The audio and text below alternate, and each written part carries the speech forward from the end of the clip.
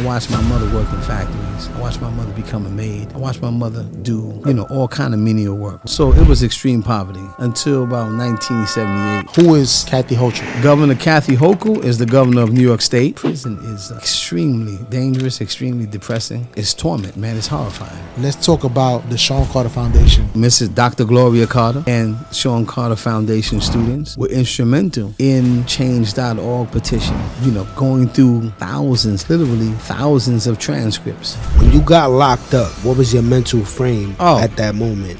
Deep depression, anger, fear. My brothers have been caught up in the criminal system at an early age, from robberies to muggings, because of... How many years you did in prison? 29 years, no breaks. I was sentenced to 37 and a half to life for a crime I didn't commit. After 29 years last year, 2023, I was released as a result of Governor Kathy Hochul granting me executive clemency, based on the work that I'd done while I was in prison.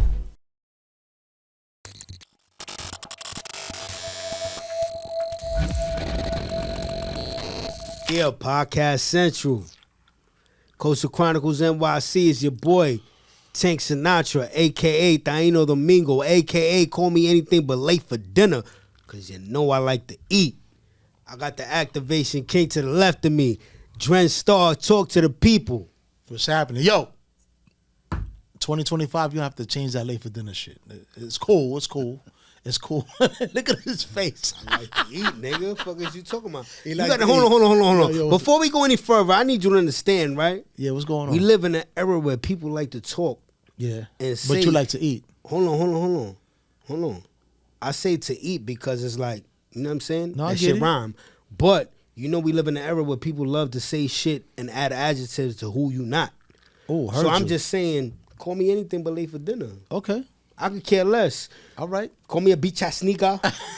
Call me whatever. Guess what? I'm right next to Dren Star. I can give two shits about who you fucking talking about. This is the last pod of 2024. By the time this airs, we're going to be in 2025 because by God's grace, we're going to make it. Amen. You know what I'm saying? We can't take anything for granted because you could be here today and gone tomorrow. Yes, we sir. see it happen all the time. But this is going to be a real one. You know what I'm saying? Like, all the pods we do is real, but this one right here is going to hit home. You know what I'm saying? Because we all come from that struggle, but I can't even compare myself to the guests that we have coming up. But before we get into that, shout out to our sponsors, Red Bull, and of course, if I do say so myself. Do say. We blessed 2 times. If I do say so myself. Blessed 2 times. This pod is powered by the Do Say Gang. Do what you do, brother. Let's get it. Listen, this is real life. You feel me? A man's life was ultimately shaken to his core because of nefarious police tactics and a system that allowed it. When he was 23 years old, he was arrested and charged with a murder he didn't commit. The NYPD violated his rights at every turn, from ignoring his lawyer's invocation of his Sixth Amendment rights to the staging of an in-person lineup without notifying his attorney. The evidence, flimsy at best. Shell's casings selectively collected a so-called witness with a shady background who was paid off to identify him. This wasn't justice. It was a setup, and it cost him 29 years of his life. Who is this man? He's not just a survivor of injustice. He's a fighter for change. Today, he's a client advocate for Queens Defenders, where he leads innovative youth programming to help court-involved clients make better life choices and pursue meaningful careers. He works tirelessly to educate young people about their rights under the 4th, 5th, and 6th Amendments, teaching them how to safely navigate interactions with the law enforcement. His story isn't just a cautionary tale. It's a rallying cry for accountability and legislative action to ensure no one else suffers the same injustice. He's living proof that while the system can break you, determination builds you back stronger. With that said, let me introduce you to the epitome of resilience, Bruce Bryan. I don't know if you're familiar with the parable, the dandelion and the wild orchard. Well, the wild orchard, it only thrives and grows in a particular environment, right? A dandelion can thrive in just about any environment. So sometimes it'll snow outside and the snow will melt and you see a dandelion just coming through the grass or the crack in the concrete, right? So I decided that, I had to be that dandelion. I was going to thrive despite where I was at. When they took him, they took me. So I get him back. Whether you're guilty or not, you still want to honor the potential of that life that was lost. Despite being not guilty, incarceration was always in some way trying to honor the potential of Travis Lilly. You got to be there to support him no matter what. He deserves everything that's going to be coming to him. You think I'm walking? I waited too long.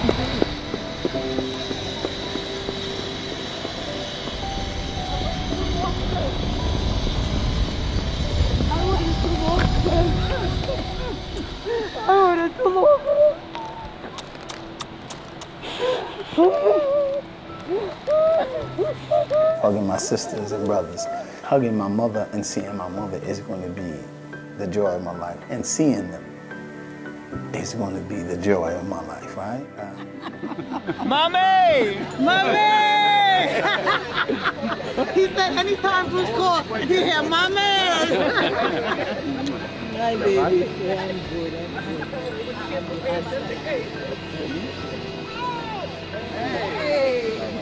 Man, I can't even describe it.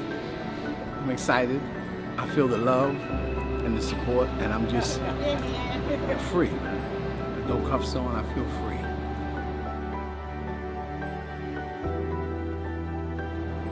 I feel like a load was lifted off of my shoulder. Like, I can relax now. I realize that a lot of times I've been tense, my shoulders are up, but they just were able to just drop down. Without me even acknowledging it or realizing it, they just dropped down, and I was just so happy to see her and my mother, man. So yes, I have tremendous regrets. In the course of my life, I've learned that I can have those regrets and still love what I see when I look in the mirror, because I've done the work to become better than I was yesterday.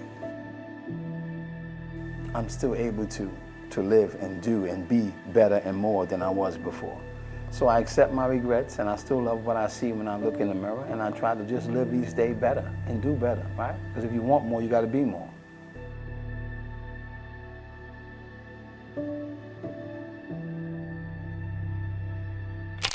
Welcome to the show, my brother. Thank you so much for that awesome introduction, man. Yeah, and I'm honored to be here amongst my brothers, amongst brothers that, you know, represent the struggle and are doing the work out here, changing lives, man. And I'm honored to be here, and I deeply appreciate it, man. Words can't express how much this means to me, and I genuinely mean that. Appreciate you, my brother. We met a couple weeks ago, and your story, I'm sorry to say, is not common in our society. You know what I'm saying? But the fact that, you know, with some people that could sit back and be on some woe is me type of deal, you said to yourself, regardless to whatever the time that was spent, being, like we all know, not guilty of the accusations, you said, I'm going to use that time to better myself, and at the same time, I'm going to help someone to not be able to fall in the same pitfalls or be in these cages as we was. You feel me, my brother? Yes. And I appreciate you for that. But like we like to do around here, we like to give people background so that people that can identify with stories understand, and feel like, or be like, because at the end of the day, we just want to touch one person, even though we go into the masses, whoever sees this. But if one person can identify with it, or just somebody who's wrongfully convicted can see this and be like, I'm not the only one. You dig what I'm saying, my brother? Absolutely. Yeah. So let's start with this, brother. Tell the people where you grew up, your environment, your family structure, things of that nature. I originally was in the Lower East Side. My mother and father migrated from Antigua and Dominica, West Indian islands, very small islands. We lived on the Lower East Side, East 10th Street. At the time, my mother had 6 children. It was me and my father, my mother, and my father's brother and my aunt living in a 2-bedroom apartment. So it was extreme poverty until about 1978, when my father was able to save enough money from his job as a waiter to buy a home in Queens, in South Jamaica, Queens, where I resided during the around 1978, going into the early 80s, during the onset of what we know to be as the crack era. And during that time, coming up in poverty, you start seeing and witnessing things that you've never seen before in your life, because that was the onset of inner city youth becoming involved in the sale of narcotics. And then you started to see the hip hop take on its own form. You knew about it from the 70s, but it didn't really form until the 80s and the 90s, And when this happened, in Queens, where I come from, there were always crews. Queens was drug infested. There were crews in different parts of Queens. It was normally you wouldn't see a single person hustling. And the lure of that lifestyle and coming up, being one of the have-nots and in poverty, you kind of feel pulled in a different direction. While your mother and father has the greatest influence and they give you the tools, oftentimes the lure of the streets pulls us in a different direction. And we want more. So we have the ambition, but we just see a means to pursue it in a way that seems fast and a little flashier than working 9 to 5 as a waiter, as my father has always done. So that was kind of like the beginning of my introduction into what we would know as the street life. What we know as to be on the corners, to be in the hood, and to hustle, to try to make ends meet, right? To try to rub 2 nickels together. Parents couldn't buy you no sneakers, so you try to go out and get them yourself. You try to hustle and get your own sneakers or get your own jeans, your own Lee jeans and your own mock neck and alpaca and all that. You try to get that for yourself. So you find yourself engaging in small level hustling and gravitating to the streets, which was the beginning of what we know to be,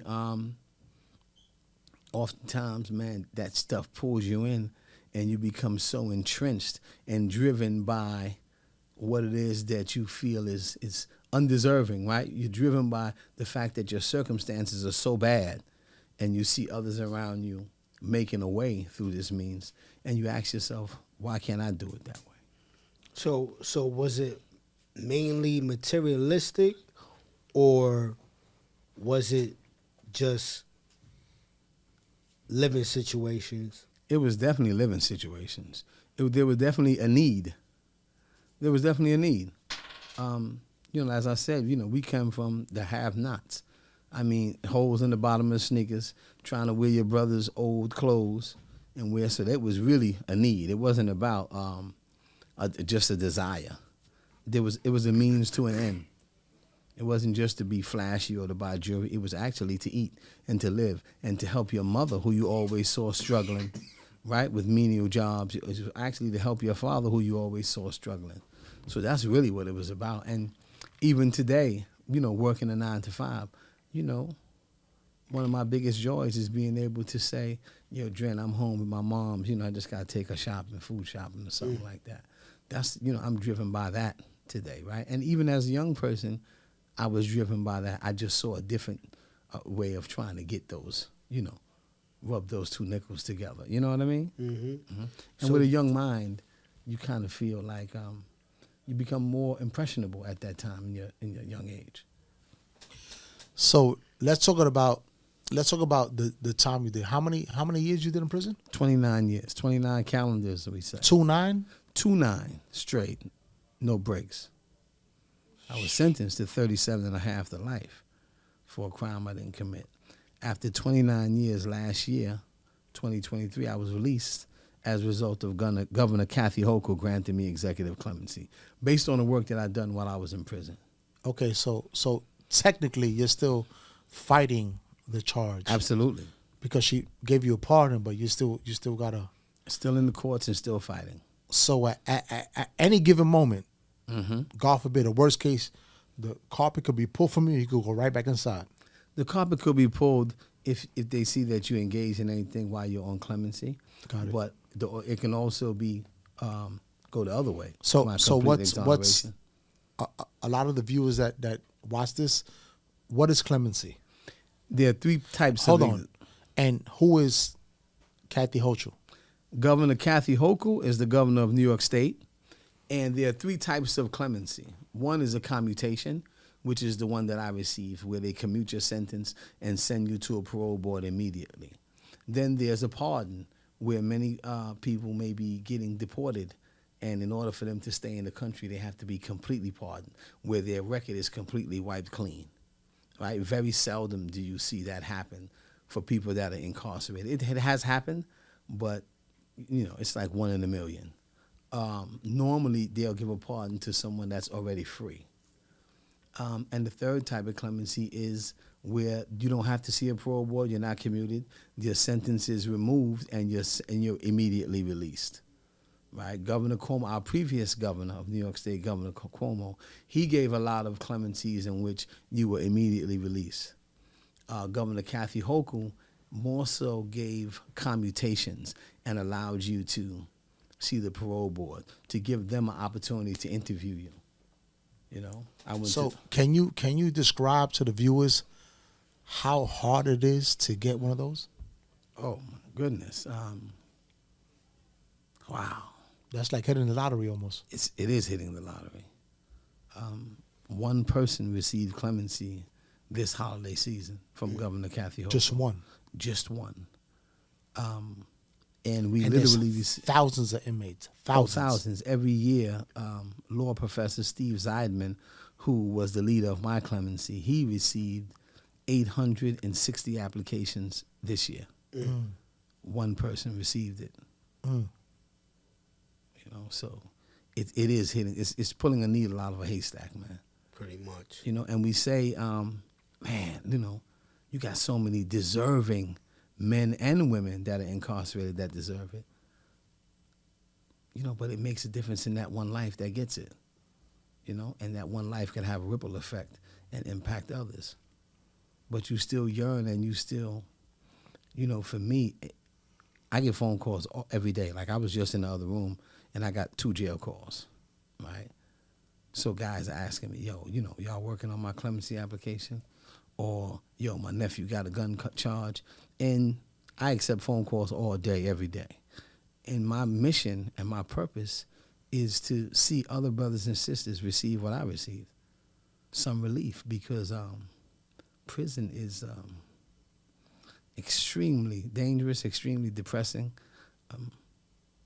And it's torment, man. It's horrifying. So, real quick, right?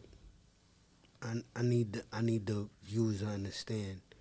So, you felt when you was, I don't know what age, but you felt like it was time for you to step out the porch and try to help out your family. Was it somebody that told you to came with you with a proposition, or it was something that you said to yourself? Because Jamaica, for those outside of New York, you got the Supreme Team that time. You understand what I'm saying? Was it somebody that said that you was cool with? Yo, we could do this, that, and the third. How did you step out the porch? Well, to be honest with you, when I used to see like a Jamaican crew, like around 163rd and 89th Avenue, I used to always walk through that area, and I would see them young guys my age hustling, 12, 13. At that time, they were selling nickel bags of weed in the brown envelope. And no one ever said, yo, won't you come and hustle for me? I actually inquired, right? I saw opportunity, and I pursued it. I pursued it because I said, if this can help me help myself, where I don't have to bother my moms or my pops and try to gain some of the necessities. A lot of people think it's about material gain. It's more about necessities. I think even as a young person, I was driven by something other than monetary. Definitely now at 55, I'm driven by something else. But even as a young person, there were other things that I was driven by that motivated me. I always loved people. I always had a deep love for my mother and my father. And when you're young, people think that you don't really understand, but that's the farthest thing from the truth. When you're 10, 11, 12 years old, you know what poverty looks like. You understand what poverty looks like. Despite the love that you feel at home, that your parents, strive to give you, you also understand that a lot of the arguments, a lot of what some people may call ass whippings that you get from your parents, a lot of that stuff comes from accumulation of stress, deep-rooted stress from poverty. And what people don't understand is that poverty is violence, right? Poverty is psychological violence, emotional violence, right? Wow. Violence on a much deeper level than picking up a gun or picking up a knife, right? When you don't understand where your next meal is coming from. When you see rats the size of chihuahuas running across in your apartment, right? When you move into a home and you and all your cousins are sleeping on the floor or sleeping in the basement and it's still ice cold, but you know Pop struggled as a waiter. And I understood because I used to go to my father's job. We used to pick my father up at the train station, right? And I watched my mother work in factories. I watched my mother become a maid. I watched my mother do, all kind of menial work, right? She's a hustler to provide for her 6 children. So I understood what poverty looked like. So no one had to pull me. I saw it. I was influenced by it, and I saw an opportunity, and I decided to pursue it. In my young mind, I felt that I can do more or make more out of my life, you know what I mean, by pursuing something that was quicker and fast and easier. How old were you at that time? I was about 13. Yeah.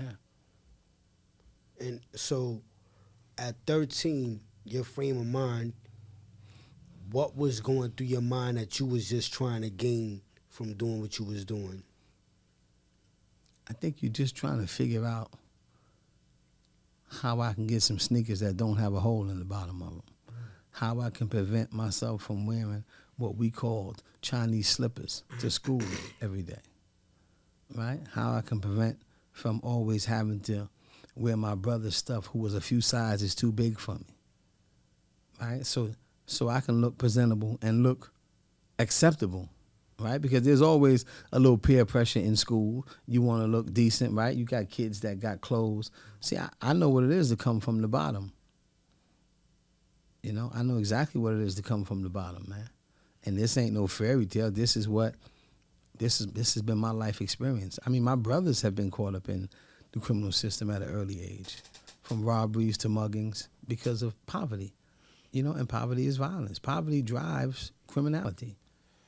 So before your situation, have you ever been locked up before? Yes. Okay, but you never did time. It was I did a year here. Skip bits. Yeah, skip bits. Like a year, lay up on Rikers Island and come home. Drug charges? Yeah, no, never a gun charge. No, drug charges. Yeah. Always drug charges. Oh, so you was so for the big shit, you was like the you fit the DNA. I fit the DNA. It was him. He got locked up. He hustled. He was on this block. He was on that block. It was him. Yes. Case closed. We got That's him. right. Anytime you have a criminal history, it makes it that much easier for you to be falsely accused and wrongly convicted. That's why I was trying to get at with your inception and whatever drugs you was dealing with, because I need the people to understand. Because sometimes, let's just say, if you're a person that's selling a certain amount of drugs, now you're a target. Mm-hmm. You see what I'm saying? So I'm trying to make people understand how that you became that person that the police wanted to target.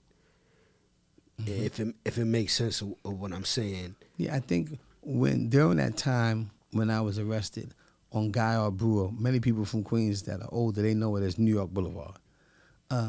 It's an open drug market. So everybody is hustling everywhere.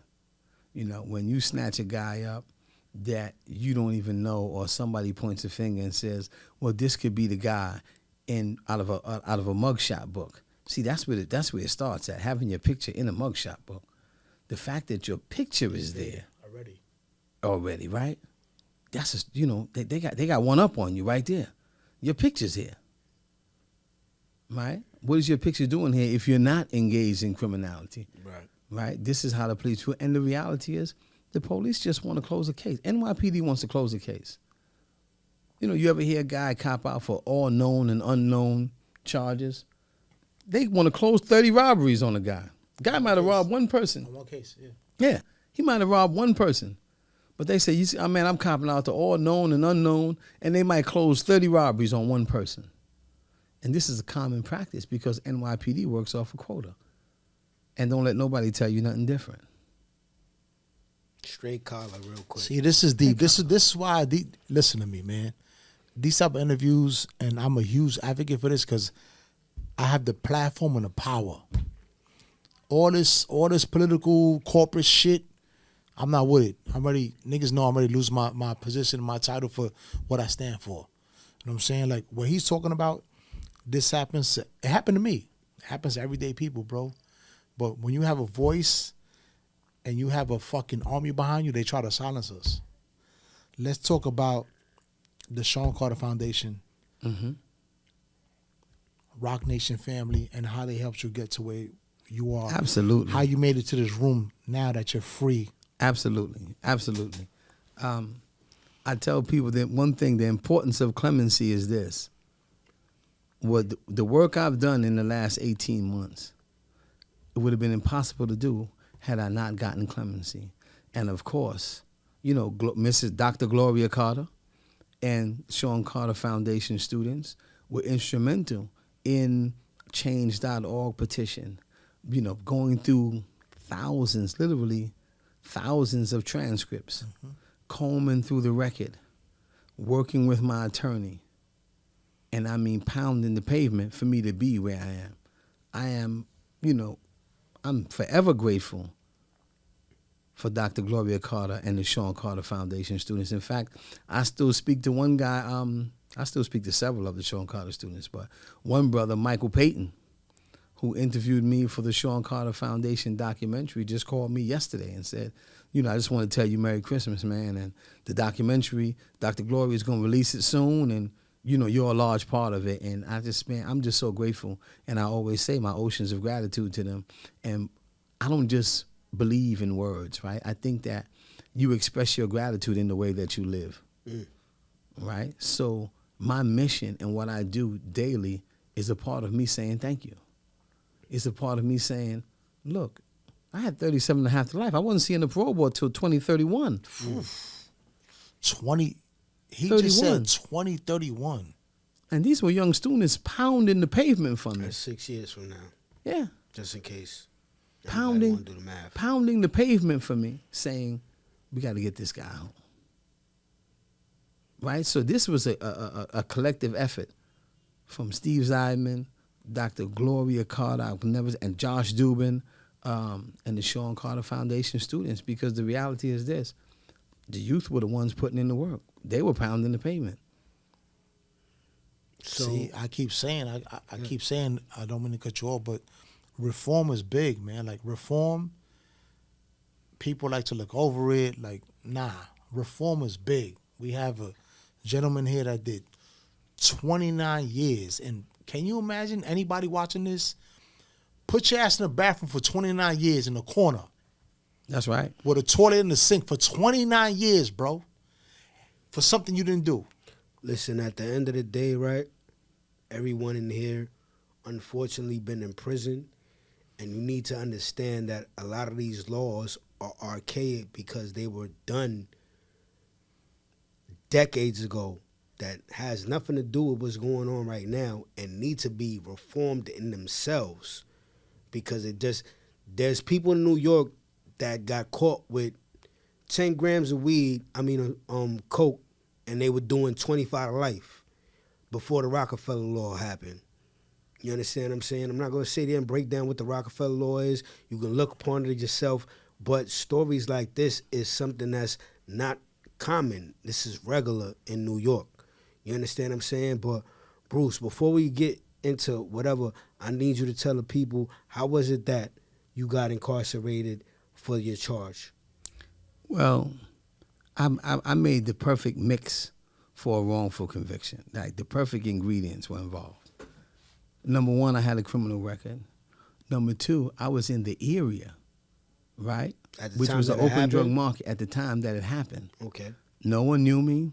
No one knew knew anything about me. So, pardon me if I cut you off. You wasn't a part of no crew. You was just freelancing. Never a part of a crew at all. I was actually with my girl at the time. Okay. Stopped, spoke to a friend of mine, stopped in a party store, right?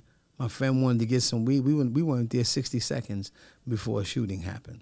So you was selling weed. You wasn't selling coke. No, I was going to buy weed. Okay. I was going to buy weed. I went specifically to Guy Brewer Boulevard to change my girlfriend's niece's costume. Her name is Savitri. I'll never forget it.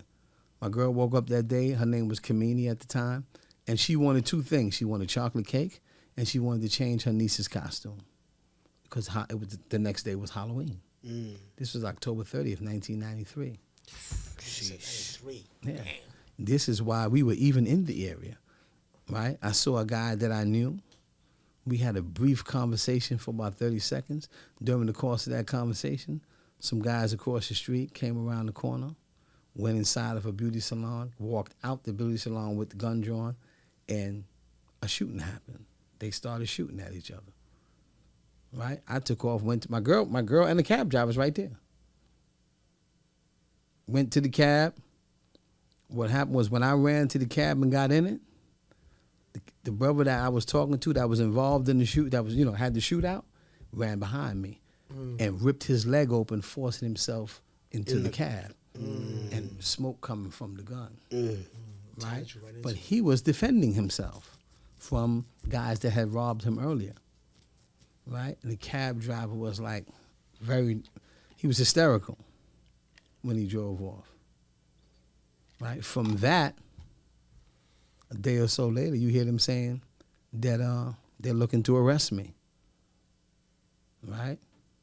My name is in the mix. They at my house. Police coming to your house looking for you. And I'm like, hold up. I got a record.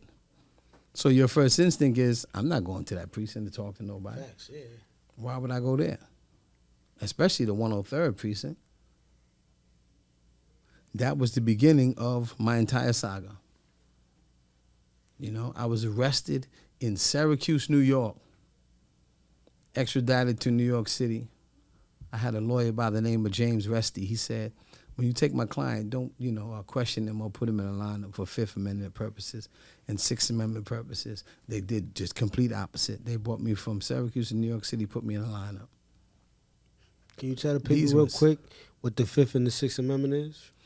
Your right to counsel attaches, right? And when you have once your attorney invokes their right to representation that they're representing you, it's what they call an indelible right to counsel. So that means they can't question you, they can't put you in a lineup. They're not supposed to do anything of that sort without your attorney being present, right? And this is back then. Oh yes, this is early '90s. So back then, they was doing the fuck boy shit. They already was doing all shit that. Yeah. I mean, even now they try it now, but it's harder now because cameras and this and that, body cameras and this back then. So like, they got you as him. That's it. That's it. Set him up. He's black. Set him up. He did it. He got a record. That's it, man. Lock him up. You gotta remember in the early '90s. TNT came into he said TNT. Remember that shit? TNT came in wholeheartedly. Maybe 1988 after the Edward Tuesday Byrne. and Thursday, you don't want to be outside doing nothing. That's right. Word. After I think maybe the Edward Byrne case that happened. Yeah. Facts. Where the cop was Queens, killed in Queens. Yeah, they popped So since then, the cops have been on the rampant, and he was a 103rd precinct where I was arrested. Mind you, he was a rookie, but God bless his soul. God bless his soul. You know what I'm saying? I don't want to disrespect him at the end of the day. Young rookie, young guy. When this incident happened, you saw the onslaught of TNT. And when TNT comes to a block, they arrest pedestrians and everything. They could care less. They could care less. Whoever's outside, you getting taken. Right, and these tactics continued all through the 90s. That's why you have cops like Louis Scarcella out of Brooklyn, who was responsible for over 400 years of wrongful incarceration. Facts. Right? You have prosecutors, former prosecutors who went to prison, like the prosecutor in my case, John Scarpa. John Scarpa is the only prosecutor I know that became a defense attorney and went to prison for trying to bribe witnesses and fraud and was disbarred. Lord have mercy. Right? And several of the cases that he was involved in, like People versus Nathan May, People versus Gary Stedman, these cases were all homicides and subsequently overturned. So stop right there. So when you say People versus because we know that lingo. Lingo, yeah. But yeah. the viewers that like, Yes. they don't understand Yeah. people versus. That's legal jargon. Yo, Yeah, it is. yeah. You know what's crazy? That's McKinley's and all that No, type no, of no. talk. Yo, no, what I'm saying?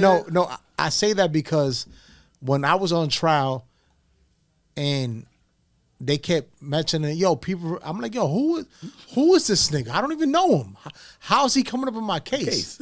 Like, I didn't know what case law was Yeah, until, yeah. you know, I did my bid. I bid it in the law library, and I looked up all of this shit. I was helping my lawyer, you know, That's right. get right. So, breakdown was people versus.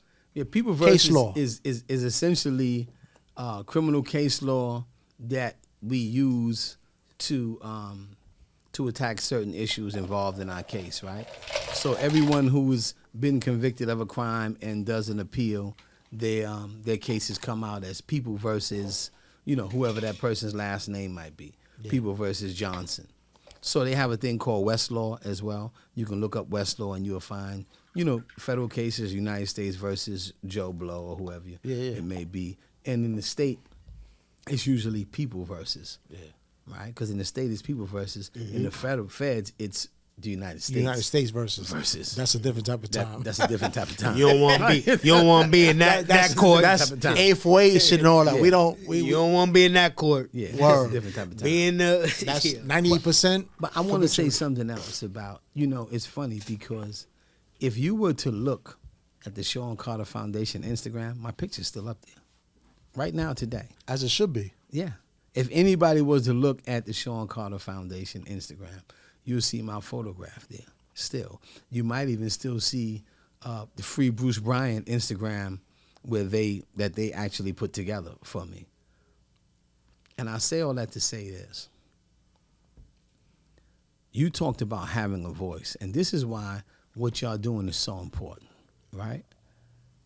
The reason why what you're doing is so important is this. The vast majority of our people use technology and social media as a source of entertainment, right? Dr. Gloria Carter and the Sean Carter Foundation chose to use that platform as a source of empowerment. And that's the difference, right? How do we utilize our platforms? You see, do we use it as simply a source of entertainment? Now, you can use it for both, but in that entertainment, you can convey a powerful message because sometimes you got to come to the people in a language that they understand. Yep. And our young people understand hip-hop, right? They understand Duce. They understand the culture, the hip-hop culture, because y'all the culture, right? We the culture. Facts. So oftentimes, you have to come to people in a language that they understand. 100%. You see? But at the same time, that element of empowerment is fused into that message that you're delivering. And I say that that's so important. And I will commend y'all, right? Because, you know, this is what drives, you know, grown men, empowerment. Y'all ain't just driven by this ain't no entertainment. This ain't just an entertainment podcast. This is real life. This is real life, right? This is edutaining. You know, I got a call before I walked in here. And this is my word to everything. I got a call from a friend of mine, Andre Brown. 23 years, wrongfully convicted. Conviction overturned in the Bronx. He's been free 2 years. We know him as Tsunami from the penitentiary, right? I just had a long conversation with him and a lawyer on the way here. He did 23 years. He was released 2 years ago. He had 40 years. His conviction was overturned. The prosecutor in the Bronx appealed that conviction. Wow. Means they challenged the reversal. Yeah. And they reversed the reversal and told him that he has to come back January 6th to go back to the penitentiary and do 17 more years. Wow. What? Now here it is. This guy's been home 2 years with his children, working for a judge, doing everything right. Wow. And he's done 23 years. These are facts. And this ruling came down Christmas Eve. Ooh. And I said to myself, do these people sleep? Do they take vacation time? They care less. December 24th, this issue came down. He got word this morning, January 6th, we want you to return to court because, well, you got to go back and do 17 more years. I had a long conversation with the brother over here, and I told him, I called several people and said, you know, we're going to come to the courtroom in droves. And I told them, I said, I'm doing my man podcast tonight. I'm going to mention you, man. I gave him my word. I said, I'm going to mention what you do. Shout out to Tsunami, man.